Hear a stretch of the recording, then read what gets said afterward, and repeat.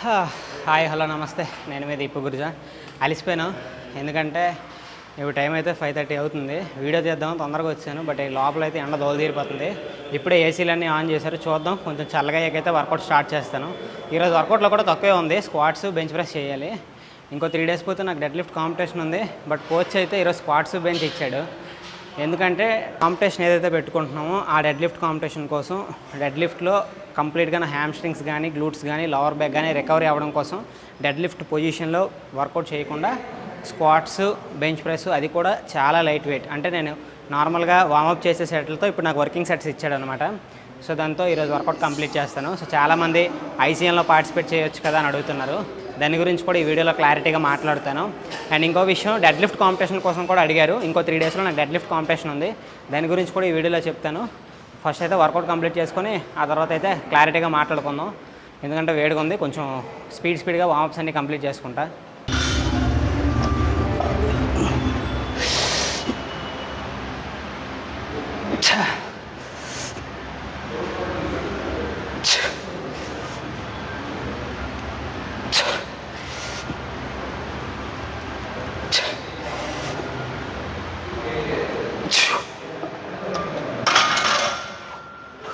Okay, 2 warm up sets చేసా, తర్వాత ఇప్పుడు డైరెక్ట్ వర్కింగ్ సెట్కి వెళ్ళిపోతా. వార్మప్ సెట్స్ 2 ఎందుకు చేశానంటే ఈరోజు నాకు 90తోనే ఉన్నాయి స్క్వాట్స్. 90తో 3 repetitions లెక్క 3 sets చేయాలి, అందుకే ఎక్కువ వార్మప్ సెట్స్ పెట్టుకోలేదు. నేను నార్మల్గా 130, 140 చేసినప్పుడు 90 నాకు వార్మప్ సెట్. సో ఎందుకంటే ఇంకో 3 daysలో డెడ్ లిఫ్ట్ కాంపిటీషన్ ఉంది కాబట్టి లైట్ వెయిట్స్తో ప్రాక్టీస్ పోకుండా ప్రాక్టీస్ చేస్తున్నాను అంతే.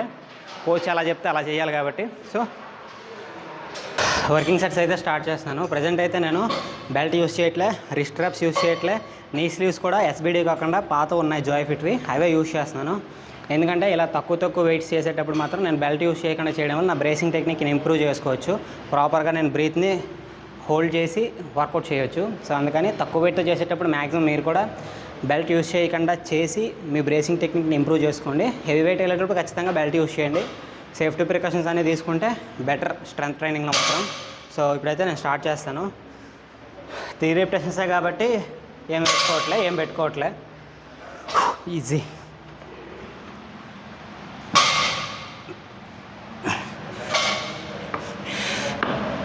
ఈజీ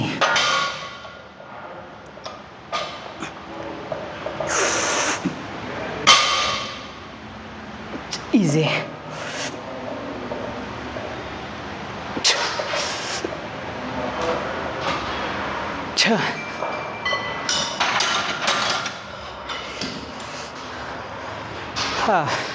ఆల్రెడీ లాస్ట్ వీడియోలో పవర్ లిఫ్టింగ్ రూల్స్ గురించి డీటెయిల్గా మాట్లాడబెట్టా. ఇప్పుడు డెప్త్ చేస్తున్నాను కదా, మీరు కూడా స్క్వాట్స్ ఖచ్చితంగా మీరు డెప్త్ హిట్ చేసి వర్కౌట్లో ప్రాక్టీస్ చేస్తేనే కాంపిటీషన్స్లో కూడా ప్రాపర్గా మీరు డెప్త్ ఇవ్వగలరు. సడన్గా డెప్త్ ఇవ్వమంటే రాదు. సో అందుకని నేను తక్కువ వెయిట్స్ చేసేటప్పుడు ఖచ్చితంగా మ్యాక్సిమం డెప్త్ ఇవ్వడానికే ట్రై చేస్తాను. సో అలా మ్యాక్సిమం డెప్త్ వెళ్ళేటప్పుడు ఖచ్చితంగా మీ నీస్ అనేవి ప్రెజర్కి గురవుతాయి. సో ఖచ్చితంగా నీ స్లీవ్స్ అనేవి వాడడానికి ట్రై చేయండి.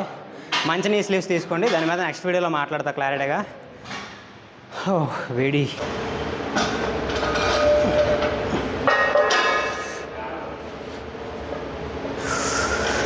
ఈజీ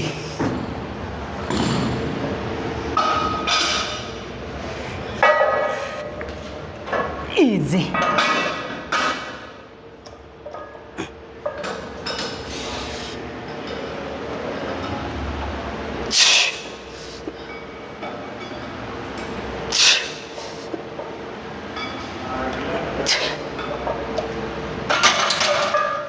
స్క్వాట్స్ అయితే కంప్లీట్ అయిపోయాయి.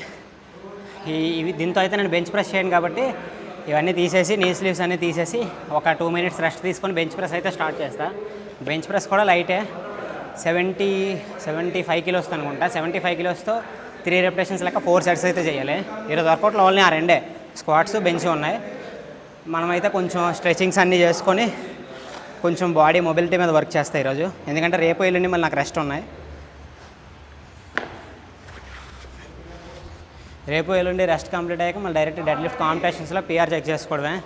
చూద్దాం, లాస్ట్ టైం ఎప్పుడు 205 చేశాను నేషనల్స్లో. ఈసారి నా టార్గెట్ ఏంటంటే 210+ క్రాస్ అవ్వాలి ఆ రోజు కాంపిటీషన్స్లో. సేమ్ రూల్సే మారో 3 అటెంప్ట్స్ ఉంటాయి కాబట్టి 3 ఐటమ్స్ ఎలా చేస్తున్నాను అనేది నెక్స్ట్ వచ్చే వీడియోస్లో చూపిస్తా. Easy. Oh my God.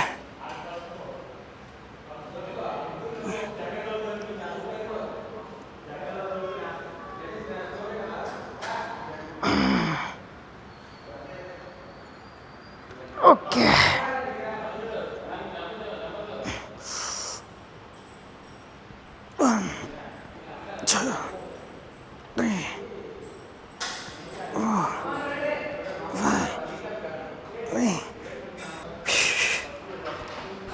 Second warm set చేస్తున్నా.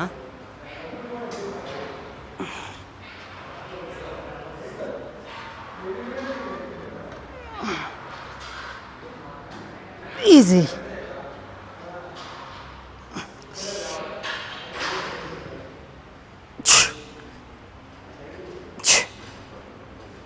Easy easy.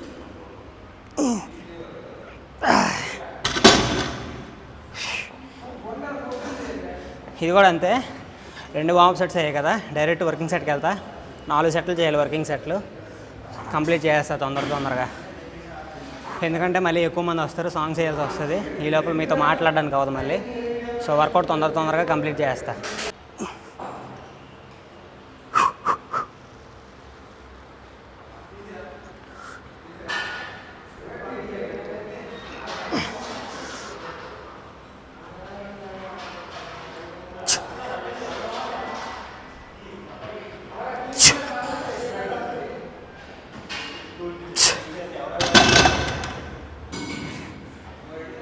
హా, 70 కిలోస్తో వార్మప్ చేసేవాడిని. 70 కిలోతో వర్కింగ్ సెట్ చేస్తున్నా. ఈజీగానే వస్తుంది, బట్ అయినా సరే రెస్ట్ ఇచ్చి జాగ్రత్తగా చేసుకుంటూ వెళ్తున్నా. సో 4 సెట్స్ కాబట్టి 4 సెట్స్లో కూడా నేను ఏం చేస్తానంటే కొంచెం పాజ్ ఉండి చేస్తున్నాను అనమాట. బెంచ్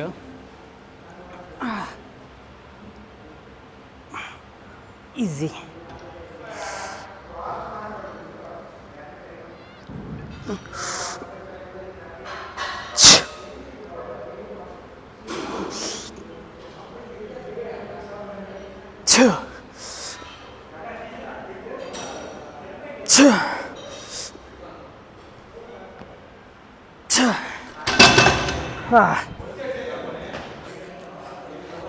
వర్కౌట్ అయితే కంప్లీట్ అయిపోయింది, 2 వేరియేషన్లే కాబట్టి.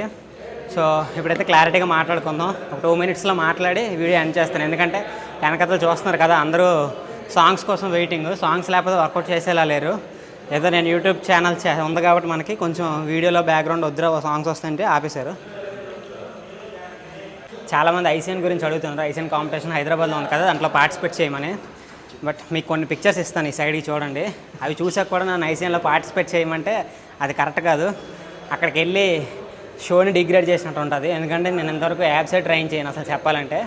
యాప్సే లేని నేను ఐసీఎన్ స్టేజ్ ఎక్కితే చండాలంగా ఉంటుంది, బాగోదు. ఎందుకంటే నేను లాస్ట్ 2 ఇయర్స్ నుంచి పవర్ లిఫ్టింగ్ మీద కాన్సన్ట్రేషన్ చేసి పవర్ లిఫ్టింగ్లోనే పార్టిసిపేట్ చేద్దామనే మైండ్తో ఉన్నా కాబట్టి ఐసీఎన్ గురించి ఇప్పుడు ఆలోచించడం అనేది కూడా కరెక్ట్ కాదు.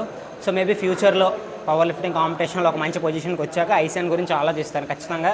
ఐసీఎన్ కూడా నా మైండ్లో ఉంది, ఎందుకంటే ఇనీషియల్గా నేను స్టార్ట్ చేసింది కూడా బాడీ పెంచుదామని కాబట్టి బాడీ బిల్డింగ్ కాంపిటీషన్లో కూడా ఒకసారి స్టేజ్ మీదకి ఎక్కాలి న్యాచురల్గా. సో ఖచ్చితంగా ఐసీఎన్లో కూడా పార్టిసిపేట్ చేస్తాను. అది ఎప్పుడు అనేది ఇంకా క్లారిటీ లేదు, ఎందుకంటే పవర్ లిఫ్టింగ్ నాకు మెయిన్ గోలు.